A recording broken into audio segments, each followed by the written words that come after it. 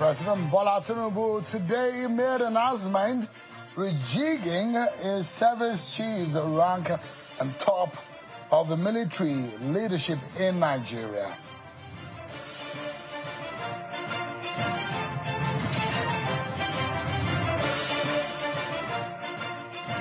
In world global terror financing and corruption reputational list, Nigeria today has been delisted.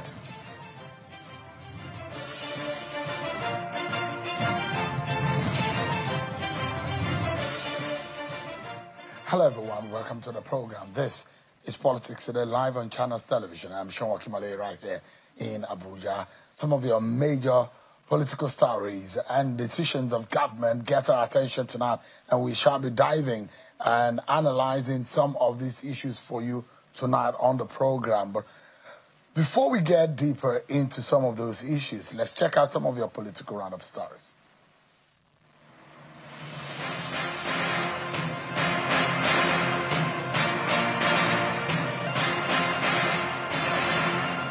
The leader of the indigenous people of Biafra, Mr. Nnamdi Kanu, has failed to open his defense in his ongoing alleged terrorism trial before Justice James Omotosho of the Federal High Court, Abuja. Kanu said he could not open his defense because he's not been handed the case file to enable him familiarize himself with its content to allow him adequately prepare for his defense.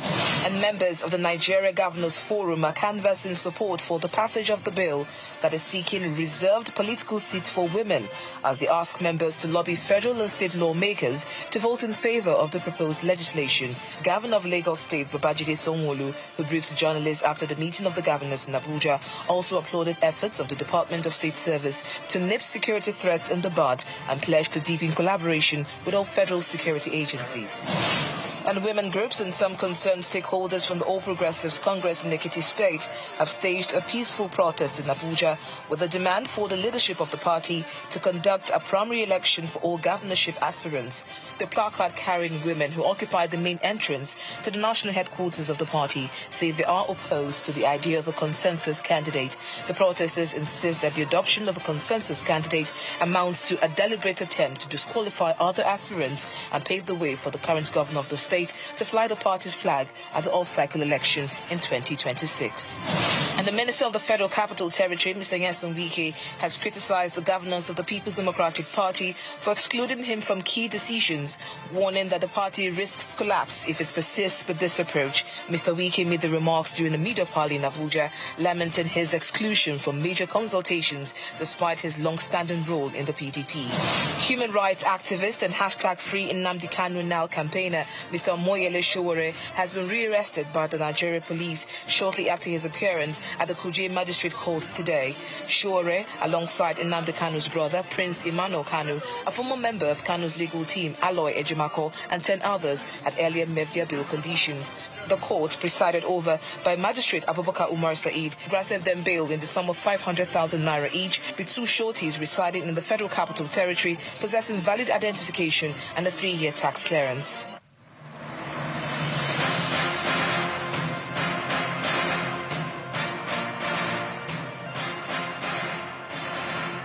Some cherry news for Nigeria in terms of reputation. So we're hearing that there was a decision that's been made in Paris, in France, today, as Nigeria has officially been removed from the list by the Financial Action Task Force, the FATF, in this plenary today. According to the NFIU, the milestone marks a historic moment in Nigeria's fight against serious financial crimes.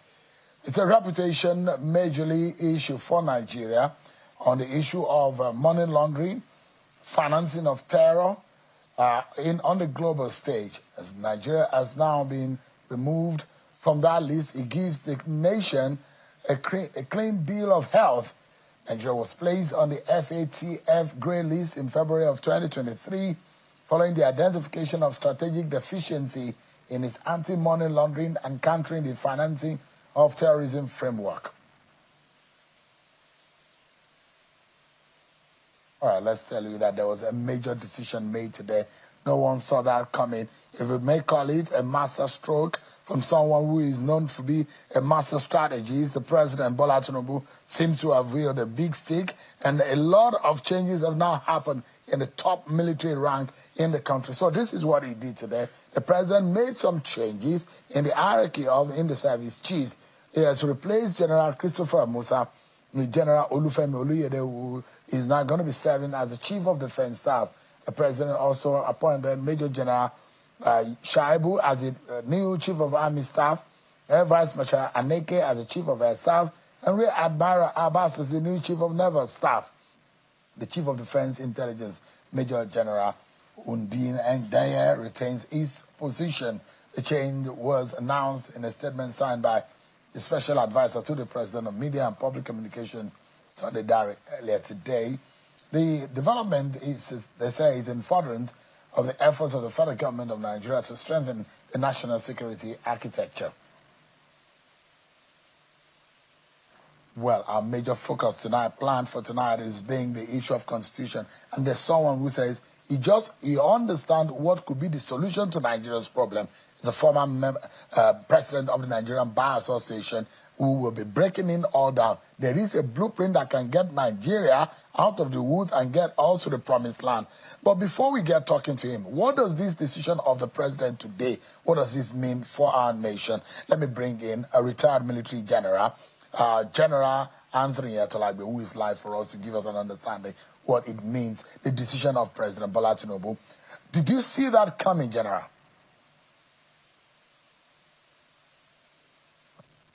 Good evening, viewers.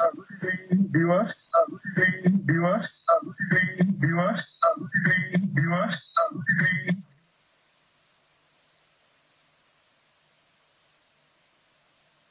Hello, General. Ahead. Great. Can you hear me now? So I was asking you. Very good. Yeah, thank you so much for joining us tonight, General.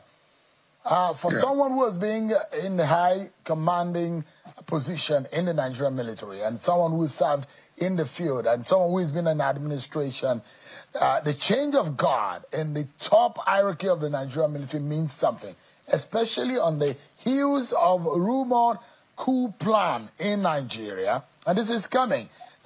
Nobody heard it. Rumors never got it that this was going to happen. But did you see that coming?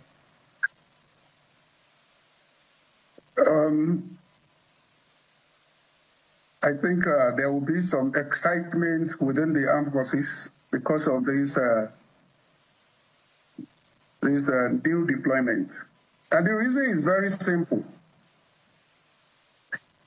This is in line with the harmonized terms and conditions of service, that service chiefs should spend 2 years and at the discretion of the president, perhaps maybe he can give some additional time. And this was the practice until we had some kind of extensions. Not very, very okay for the system. So this is a bold step, a very bold one, and it's going to make the military to align properly with its, the procedures or the necessary steps that needs to be taken in the career progression of officers.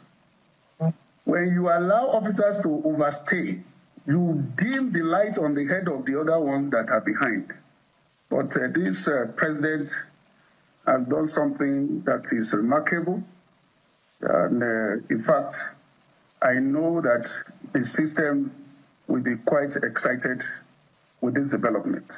So there are two things that I'm curious about, General, is the fact that there are two people that are prominent here. They were just retained, and that's the Chief of Defense Intelligence. And the Chief of Army Staff has now been promoted to become the most senior military officer in the land. I understand he served at the 39th course. and the new chief of army staff probably served at the 41 course. I mean, if I'm not sure if I'm right with that work, the class of their training. But you look at those who are retained and those who have let go. Could there be any strategic reason behind that decision? Okay, some of these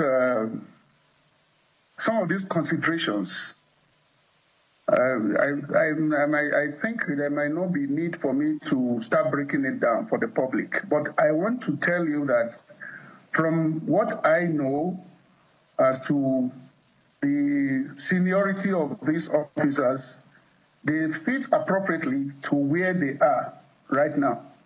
And a career progression also allows for continuity in the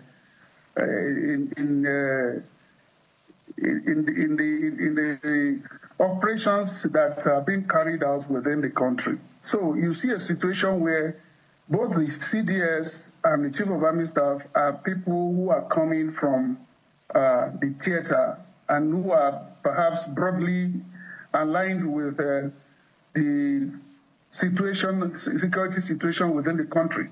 So, to the best of my understanding, look at it, the Chief of Defense Staff is an infantry officer.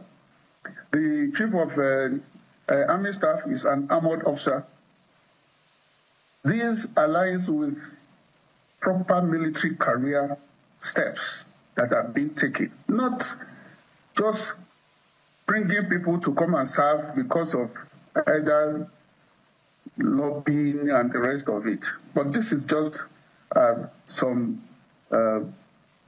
perfect guys coming into the right place and then to steer the affairs of the armed forces. But, I mean, one is curious, though, General, that the question was about the retainment of some of these people.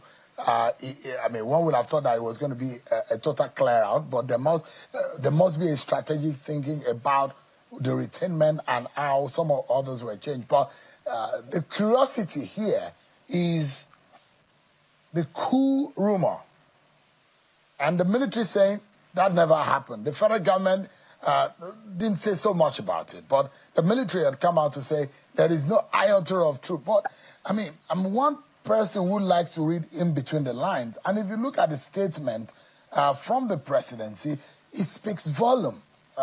And the kind of task that the presidency is putting the new officers to, it means something. It means that something went wrong.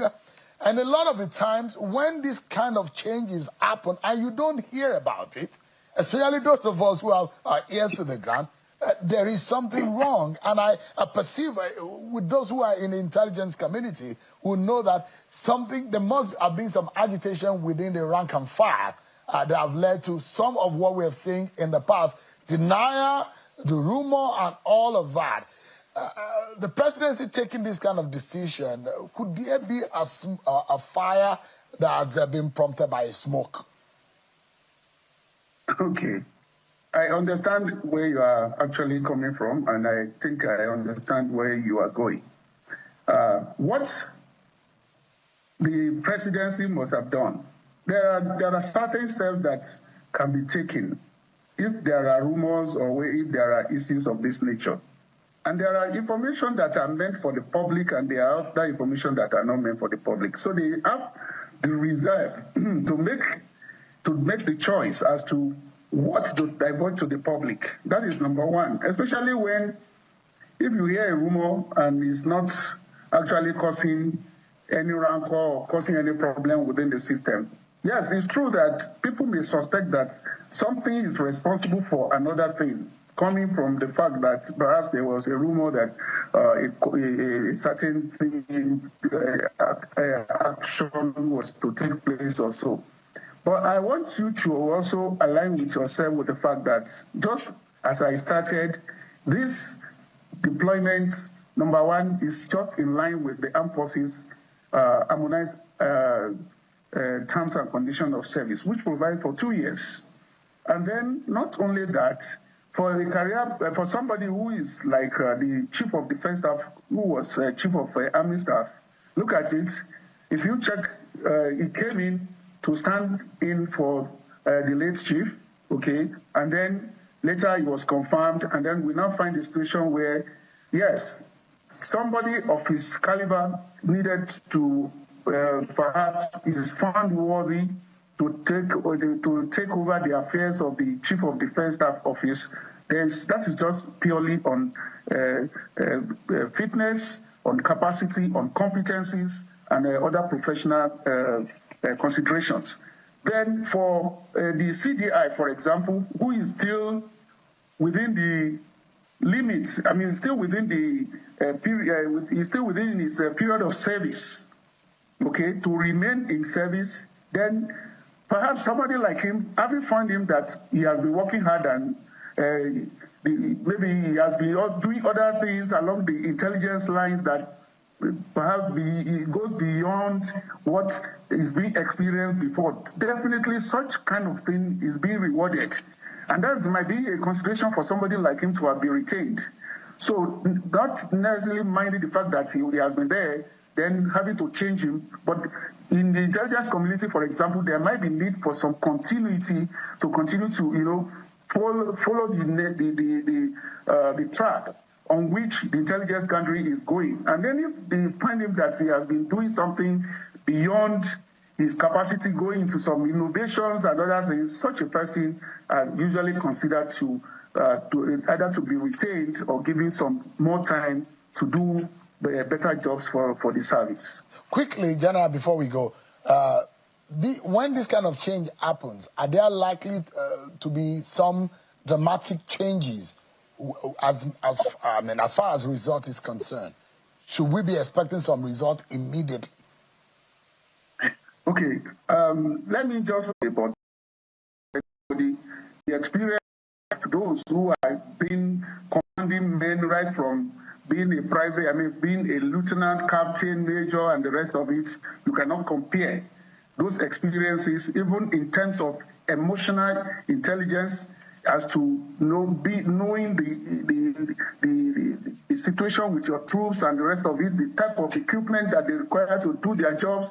These are just the right fit to do the job for this time, especially this time period that we're in this security situation,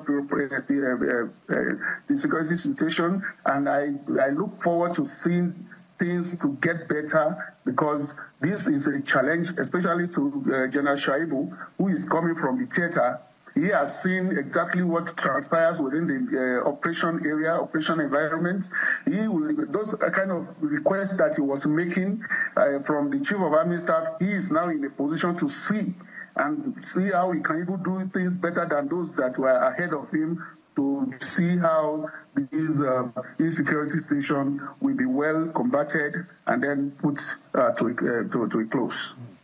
Major General Anthony Atolagbe, a retired Nigerian Army general, who is a military expert and advisor, who served as field commander of the task force operation for counter-terror operations in north-central Nigeria. Thank you so much for the insight you have given to us on this subject matter tonight. Thank you so much indeed. Thank you so much, and good night to the viewers. Thank you so much indeed. Let's now bring some new perspectives on these matters, especially when it concerns the structure of Nigeria and the way for our country. I'm being joined by a former president of the Nigerian Bar Association, senior advocate of Nigeria, and a rights activist, Mr. Olisa Agbakoba, who is live for us on the program tonight. Mr. Agbakoba, thank you so much indeed for your time. Let me begin. It's a major story in the land today, and perhaps you have some views on what this means. We've seen this happen over and over again, change of guard in the top hierarchy of the Nigerian military. But this very one, what do you make of it?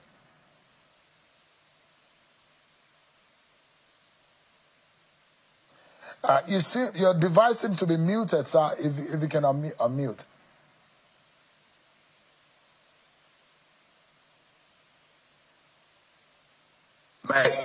Is that okay now? Good. You're loud and clear now.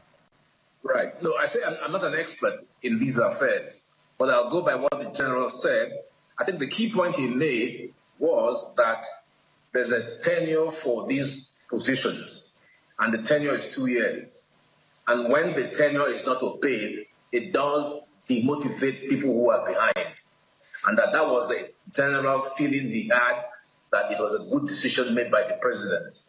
Whether it's to do with a coup rumor or other intelligence, I wouldn't know. So I'll just stay with the expert opinion offered by the general that this is a good thing because the service provisions say the office or whatever should be occupied for 2 years. So that will be my reaction.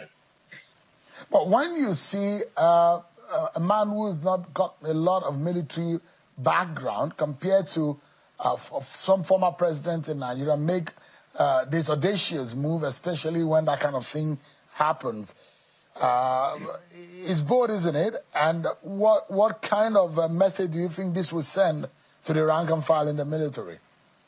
Well, it will send to the rank and file that you have a president who is prepared to take tough decisions. And we know that the president always likes to take tough decisions, even though some of those decisions don't have consequential knock-on effects. So again, he has taken a tough decision because we know that President Buhari wasn't prepared to take tough decisions, and he allowed his military chiefs to stay far longer than they should have. So our president has again taken a tough one. But the big question would be, will this decision impact on the security situation in Nigeria? I think that's what we need to see. I mean, so there are those who will see these from different perspectives. One, as a survivor mode that the president has entered into and has activated. Because if there is a rumored coup, nobody, in fact, during the military era, rumor of a coup is a death sentence. You don't want to take chance as the head of state and the head of the military. You don't want to take chance. And imagine that on the other hand, there are those who will say it will send some confidence building into the military. And on the other hand, it's a case of whoever is behind, either true or false, we know that game is over. But I hope that wherever this smoke is coming from, it's totally over. We cannot, some of you were thrown behind the bar. Some of you exiled out of the country during the military days. That is a past that we don't want to return to. We do not want to see any military person rule this country in terms of being in a khaki and ruling this country. It is a dangerous scenario that is playing out, isn't it? Well, especially for what we've seen in about 4 or 5 nations of Africa. No, absolutely, absolutely. So if it is indeed true that there was a rumored coup and intelligence came to the president that there was this rumor, then I think he would be sensible to do exactly what he has done. It's only sensible to take a decision that would not impair the security of Nigeria. So whether it's a rumored coup or the 2-year example given by the retired general, the decision by the president has been taken. What we now need to see is the impact of the decision. Will it improve security, which is the problem? Is it going to make that radical, transformational change to the Nigerian situation? So all the killings around Nigeria will go down. If that happens, then I'll say kudos to the president. Mr. Agbakuba, my major reason for inviting you tonight is one policy document that you've taken time to draft. And you said that according to that bold new policy document, you said that Nigeria's pathway to true transformation lies not in more economic tinkering, but in a total restructuring of power and governance. That document you titled, "Devolution is the Solution." Now, in all of what you've said, you have called for the complete replacement of the 1999 Constitution, transfer of key powers to state and local government, and a governance model rooted in fiscal federalism, where productivity, not central control, drives development. These are some of the issues that you have raised, and you broke it down into segments. I took my time to dissect that document. You said that for us as a country, the reform agenda will help Nigeria in terms of control of their resources and the federating unit to be able to stand on their feet, and it will unlock what you call over 25 to 35 trillion naira in new annual revenue opportunities. So let's begin that conversation around that document. We'll do some literary appraisal and analysis and critique of it. First and foremost, the question anybody will ask you, now, constitution amendment we want chop. Now, constitution be our problem. For those who cannot feed, for those who are having a hard time, they will say, oh, now that won't be our problem. Mr. Abakuba, that won't be our problem. I agree entirely. But also, we must confront the problem. I agree that people on the streets are going to say, how does that concern us? This seems like another academic discourse. But we must engage the issues. But before I do that, let me use this opportunity because in your intro, you referred to Sowore and the travails he's going through today. So I wanted to use the opportunity to applaud him for what he's doing. He was, when I was very active, he was one of my strong commanders of street protests. So I'm very pleased that he's carried on what we're doing. So that I think ought to be, applauded. Because if you don't applaud people for what they're doing, then he may say, is anybody behind me? So I want you, Sowore, to know that I'm absolutely 100% behind you. And that keys in with the whole, trajectory of Nigeria's democratic challenge. How can we have spent 25 years discussing constitutional amendments? That's my problem. And that's why we are in such a bad situation. And that's why I say the only way we can get to grips with Nigeria's problem is to look at the foundation of this country. So I liken Nigeria to a 50-story building. And we can see the architects have come to examine the building, and the engineers have said, unless you bring this building down, it's going to collapse. So that's what I think Nigeria will face as it goes along. Unless we say to ourselves, this constitution isn't working. Let's stop this hypocrisy. It's not working. No amount of amendments, shaving this one, changing that will make it work. And if you don't get the constitutional processes right, if you don't build the political foundation, put it in good order, you can never have economic prosperity. So this is the connection. And that's why we have 140 million very dispossessed and hungry Nigerians. So the thesis behind my policy paper is let's fix the Constitution. And we can only fix the Constitution by looking at the nature of our federalism.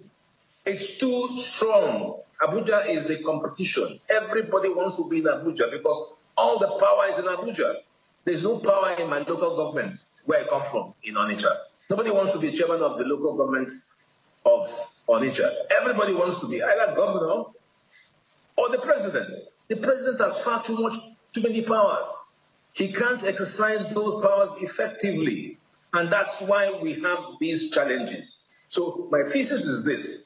If you want economic prosperity, involve more of the political leaders in the process. We have 774 local governments, 36 governors who are idle.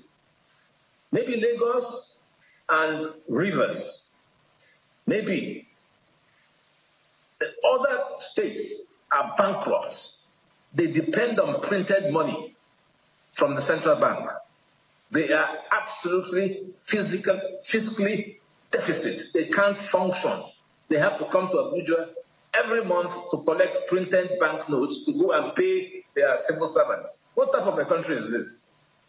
What kind of a country is this? We've got to face the reality that this country is not working. And the only way to make it work is to devolve power from the center down to the states. Yeah. So you're speaking in a language that a lot of Nigerians should be itching to know how you will break down the solution. And I'm going to come there. Yeah, and I'm going to come there in a moment. Let me take a break. But when we come back, my question to you, Mr. Agbakoba, and I'd like you to help me prepare the way you will answer, is that is it a new constitution, or we can use welder and plumber and bricklayer to panabit the one we have right now? If not, can the political leadership of today decide for us that we are going to have a new constitution? That's a major problem. Are there going to be those one who will be the barrier in us getting to our destination? That's going to be my next question to you after this break. We'll be right back, everyone. Thank you so much, everyone, for staying with us. Mr. Olisa Agbakoba, a very senior lawyer and a former president of the Nigerian Bar Association, has come out with a document, a very detailed one, describing how Nigeria can get out of the conundrum, which I described tonight as a constitutional conundrum, because we say there's a problem with the Constitution, but how do we exit it? What do we do with it? We've been repairing and repairing. We've done 5 alterations of that document since 1999 when we got into the Fourth Republic. But the question is the Constitution a problem? If it is, how do we get rid of it? Can we exit it? What about the vacuum? Mr. Olisa has seen it all. Constitutional amendment, framing of new constitution from 79 to date and all of that, the Republican constitution, a lot of things that have happened in this country. Mr. Agbakoba, my question, which I laid premise to before we went on that break, is that what do we need? When you say that there's a structural problem, it lies in the fundamentals of what brings us together as a people, meaning that our constitution is lacking the fortification to allow the state to function properly. Then the question, do we need a new constitution, or we can keep amending this one, or where do we go from here? Yeah, well, I think history can help us answer the question you have posed. Remember that the late Bola Ige once posed 2 important questions. The first question he put to us back then when he was alive was, what do we want to do? Are we prepared to be in one country called Nigeria? That was the first important critical question that he put on the table. He then put a second subsidiary question. If we answer in the positive that we want to be one, what type of arrangements do we think suits us? Those are the 2 questions. Since Bola Ige's death over 20 years ago, these 2 questions have been unanswered. And I think that is part of our problem. We all know that we are a nation of diverse people. Our president returned us to the national anthem, which I think people say suits us better than the Arise or Compatriots. Now, if you have diverse people, then you are looking for a political arrangement that will suit our diversity. That's where federalism comes in. So we agree that a federal system is suitable for Nigeria. The problem is, what type of federal system is suitable? There are several. In political language, we talk about centripetal and centrifugal. Centrifugal meaning a pyramid where everything's on top. Centripetal meaning that everyone has space. The late Chief M.K. Obiala once put it to me in a very, very simple way. He said, he's got 4 wives, and if all wives were centralized in his one big building, and they all have children, and the quarrel would be, what soup do we have for the day? There'll be what Nigerians call katakata. But what he said made sense to me. If you put the wives in different arrangements around his big mansion, then whatever wife wants to make whatever soup or rice for whatever kid, there'll be no problem, because that is been devolved at another level, not his level.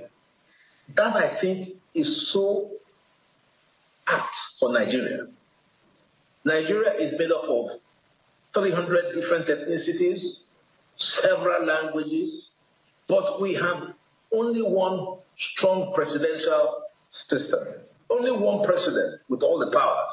That's the problem. The governors have no powers. They're not chief security officers. When Rotimi Amechi was governor of Anambra of Rivers State, he wasn't even allowed into his government lodge because the police blocked him out.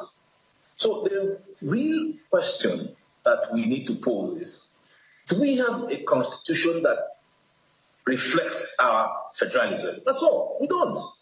Do I trust the National Assembly to give us a constitution?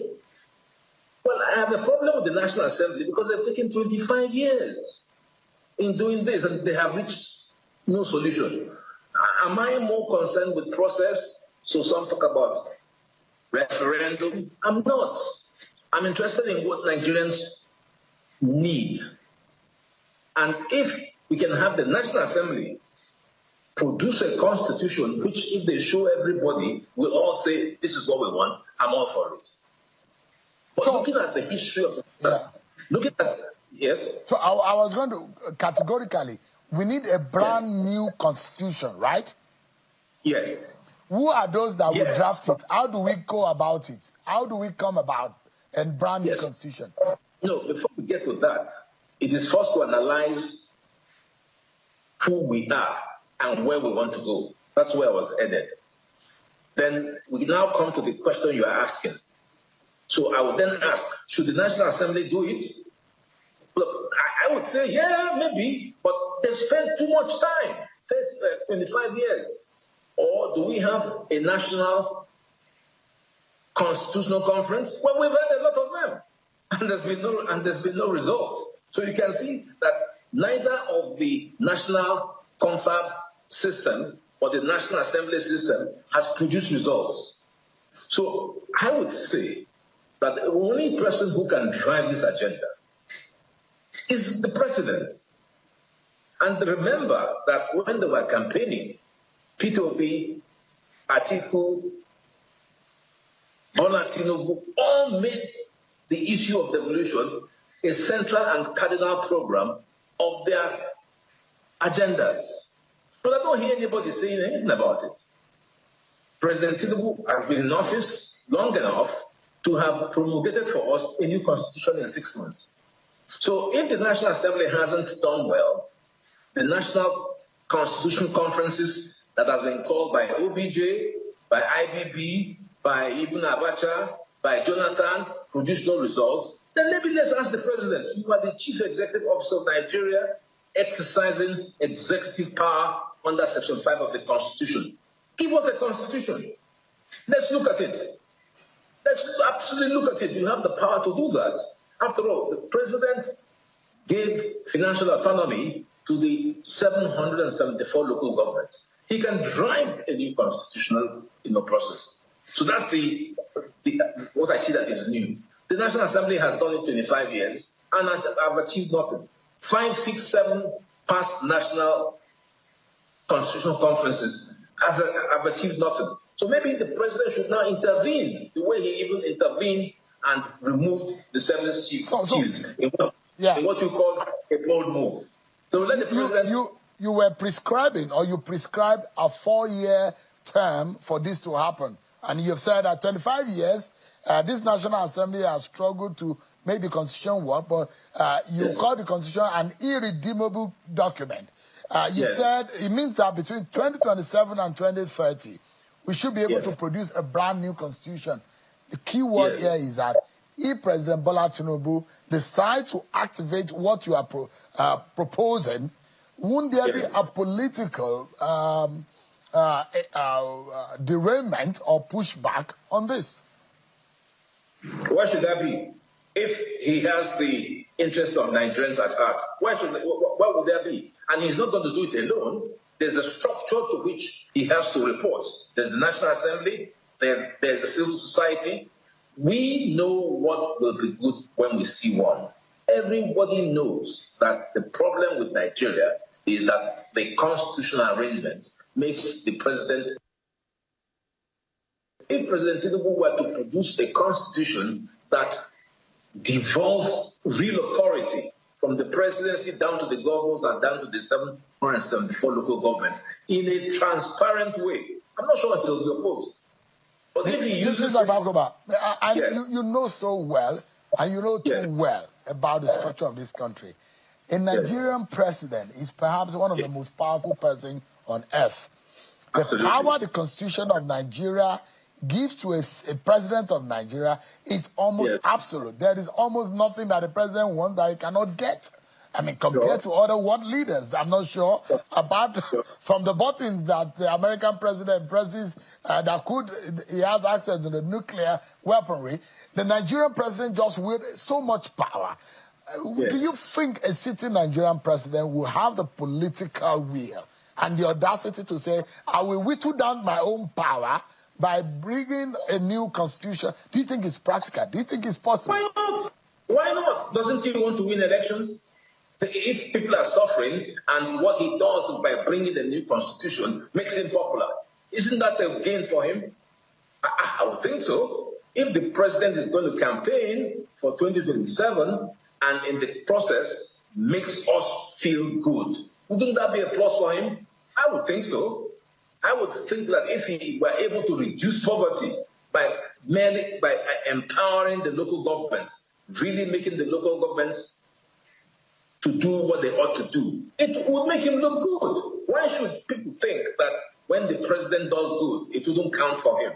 So I would think, to be quite honest with you, that anyone who is in power, anybody who is in power, now I depart from the president, so I don't just talk about him, whether it's a governor or a local government chairman, if you want to win elections, is the easiest way not to make people happy?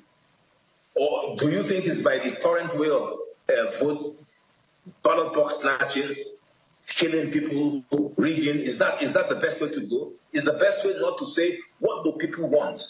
If I give people what they want, wouldn't they be happy to return it to power? So I would reverse the issue that you ask and say, if the president were to do what I am suggesting, it will raise his profile. He will eradicate poverty. He will create wealth. He will create a strong Nigeria. He will eradicate insecurity. That makes him popular. So there's nothing to stop him from doing it if he wants to, except he doesn't want to do it.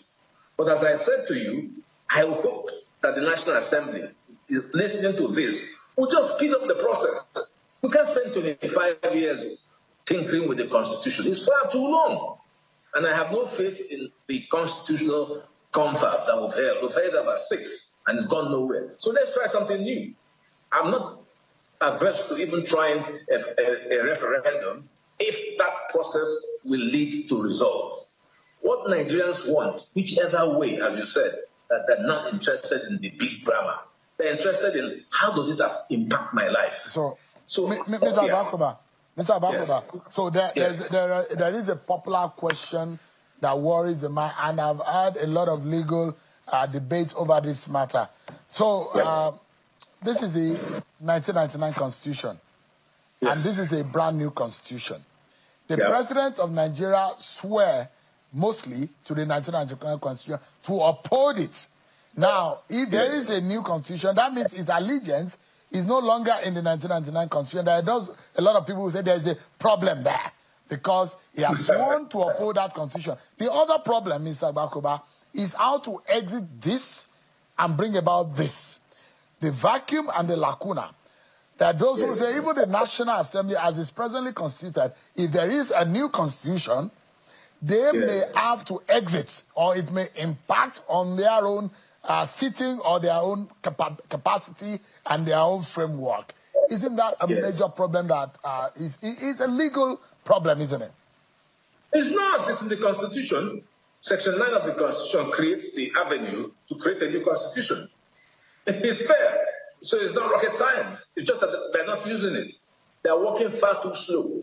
My point is that we have enough material going back to 6 constitutional conferences for the National Assembly to put all together and invoke the relevant provisions of the Constitution to say, here's a new Constitution. And once they declare it with the support of the other states, then the only question is, should it be put to referendum? Let's say that it goes to referendum. It all comes back. Then the National Assembly will enact it into law. So it doesn't change anything. It doesn't destroy the system. The possibility of a new Constitution, the possibility of amendments are all in the Constitution, but they're not being used as quickly as possible. That's the problem. All right. So, I'd like us to wrap up on 2 important legs. One is the economic aspect of what you are talking about. And when I hear a 35 trillion possibility of revenue, my hair tingles. The other one is about state policing. There is a major crisis there. Security is one of our major problems. If a new constitution will solve that problem, why don't we go that way? But we'll be right back after this break, everyone. Okay.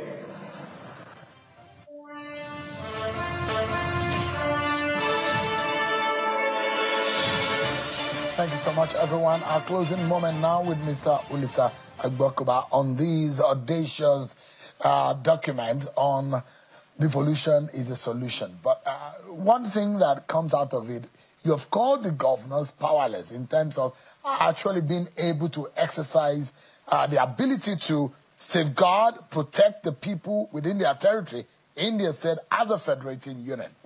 There are those who will say there's nothing wrong in states getting grants from the federal. You look at it, there's enormous amount of money that states, the 50 states in America gets from the center. So it's not a problem actually. But the ability of those federating units to be able to internalize the ability to raise revenue and make money and be independent, that's a major one. But quickly, security implication of what you are talking about. State policing sounds appealing in theory. But how do you then prevent them from becoming ethnic militias or tools for political persecution at a subnational level? It's very easy because in making a constitution, you create what Professor Wabese calls the notion of limited government. So yes, the possibility of abuse by state governors of, state police power is there. But you can also have checks. After all, to a large extent, state judiciaries have been autonomous of their governors. I don't know, as a former member of the Nigeria National Judicial Council, we didn't have very many cases of governors subverting the judiciary at state level. So why is this? It's because they are strong institutions. So one of the things that I will be canvassing for a new constitution is the adoption of Chapter 10 of the South African Constitution, which is titled Institutions Consolidating Democracy. So they are set out and they have independent existence outside of the executive. So it's very possible to impute into the Constitution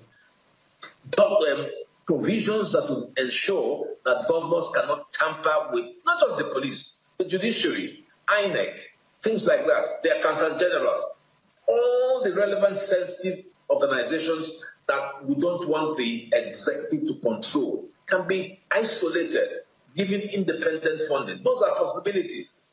And what hurts me is that the National Assembly is spending far too much time not considering all of these things. And it's choking Nigeria. We're not getting the sort of revenue that we should get. We have abundant revenue, but it's not coming out because we are spending too much time talking about the Constitution rather than fixing the Constitution. And so the economic opportunities that people should have been enjoying is not coming out. All right. Mr. Agbokoba, I don't want us to lose sight or lose track of this very important question before we close. And is the economic transition that you described. You said that you have identified up to 35 trillion naira in new annual revenue potential, which are in the areas of maritime, mineral, and regulatory reforms that could be effected if this policy that you have put together works. What are these first three actionable steps that we could begin with immediately that will take within the first year to start realizing any part of that figure? It's interesting to hear, very sweet to hear, but how practical is it for us to be able to achieve that? Easily. Just take oil and gas. There's something called contract oil, which is different from development oil.